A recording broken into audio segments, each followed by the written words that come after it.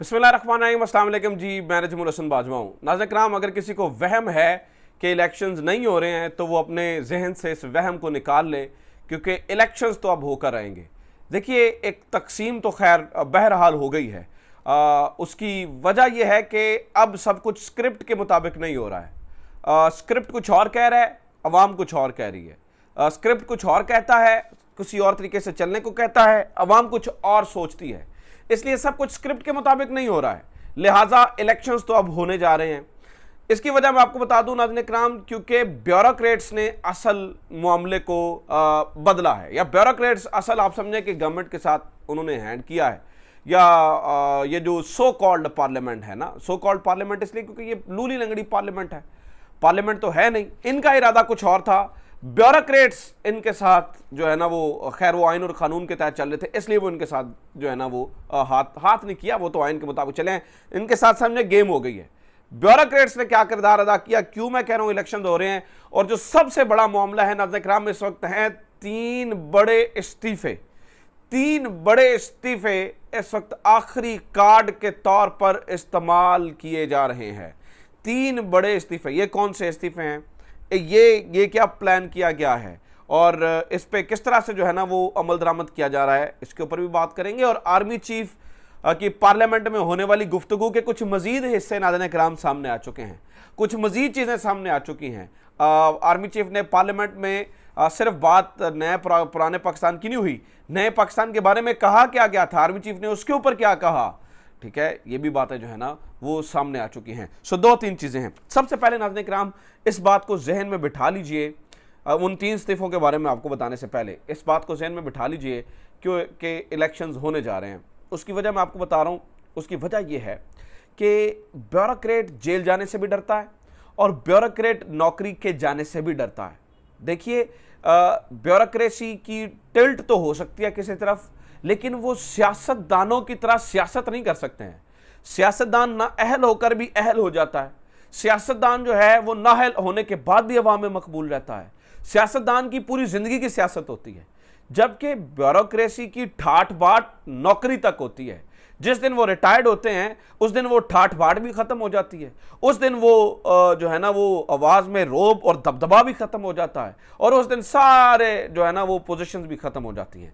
लिहाजा ब्यूरोक्रेट को सबसे ज्यादा प्यारी अपनी नौकरी होती है, वो किसी सूरत भी नौकरी को दांव पे लगाना नहीं चाहता। इसीलिए नाज़रीन किराम कुछ अहम तरीन ब्यूरोक्रेट्स ने ये जो इलेक्शंस वाली गेम है ना, ये अहम तरीन ब्यूरोक्रेट्स ने पलटी है। वो किस तरह से, कल जब अदालत को कैसे पता कि नॉन फूड अकाउंट के अंदर इतना पैसा पड़ा है।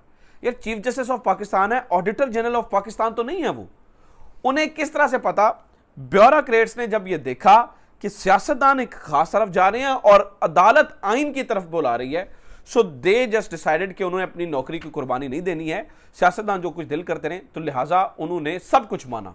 ये भी मान गए जी पैसे भेज सकते हैं, ये भी मान गए कि किस अकाउंट से निकाल के भेज सकते हैं, और ये भी मान गए कि जनाब हम इस तरह से कर लेते हैं। लिहाजा ब्यूरोक्रेसी जो है वो नाज़रीन किराम इस वक्त मैं आपको बताऊं, ये सिर्फ कल की बात नहीं है, मैं आपको आगे के लिए भी बता रहा हूं कि अब सियासतदान वर्सेस जजेस या खुफिया हाथ हो सकता है।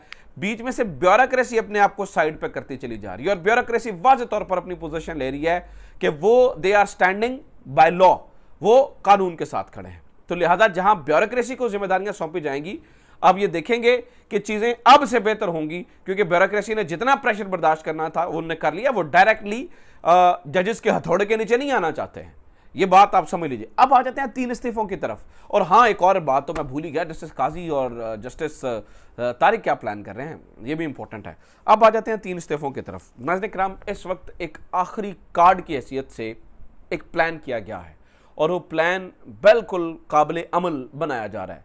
वो प्लान ये है कि अगर वो किसी भी तरह जो है ना वो इनकी बात नहीं सुनी जाती है और ये फंस जाते हैं बंद गली के अंदर, और ना इधर जा सकते हैं और ना उधर जा सकते हैं, तो आखिरी कार्ड ये चलाने के लिए तैयार हैं, और वो ये है कि चीफ इलेक्शन कमिश्नर और साथ में दो इलेक्शन कमिश्नर के सीनियर मेंबरान का इस्तीफा दे दिया जाए। जब ये इनका इस्तीफा हो जाएगा तो इलेक्शन कमीशन अमली तौर पर गैर फाल हो जाएगा। जब अमली तौर पर गैर फाल हो जाएगा तो इलेक्शन कमीशन इलेक्शंस कंडक्ट नहीं करवा सकेगा। ये आखिरी है। अब बहुत सारे लोगों की इसमें राय है। कुछ लोग ये कहते हैं, देखिए अगर इस तरह की सूरत हाल में सुप्रीम कोर्ट का जज जो है वो चीफ इलेक्शन कमिश्नर का सीनियर जज चीफ इलेक्शन कमिश्नर बन जाता है तो उनकी इत्तला क्लियर जाए, नहीं ऐसा नहीं होता है।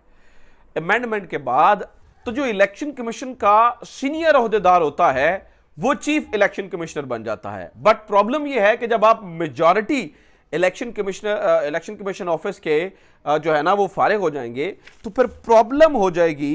प्रॉब्लम यह होगी कि अब इलेक्शन कमीशन के महकमे को कैसे चलाया जाए।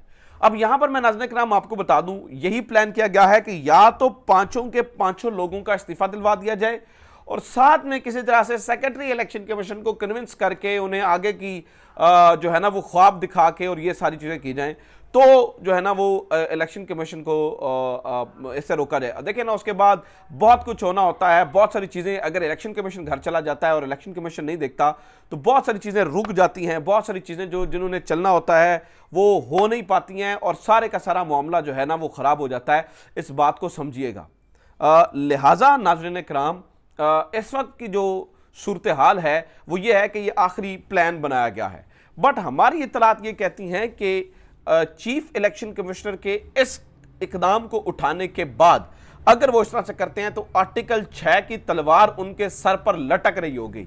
और मैं अगेन बता दूं कि चीफ इलेक्शन कमिश्नर की हिस्ट्री उठाकर देखें तो वो भी एक ब्यूरोक्रेट है और ब्यूरोक्रेट को सबसे ज्यादा मसला मैं पहले आपको बता चुका हूं नौकरी से होता है और नौकरी के बाद उसके करियर से होता है। आगे आने वाले दिनों में क्योंकि वो अपना करियर तो खत्म कर चुका है, रिटायर्ड होकर आ चुके हैं, लेकिन फिर भी आर्टिकल 6 और अगली जिंदगी जेल के अंदर ये एक डर और खौफ रहेगा।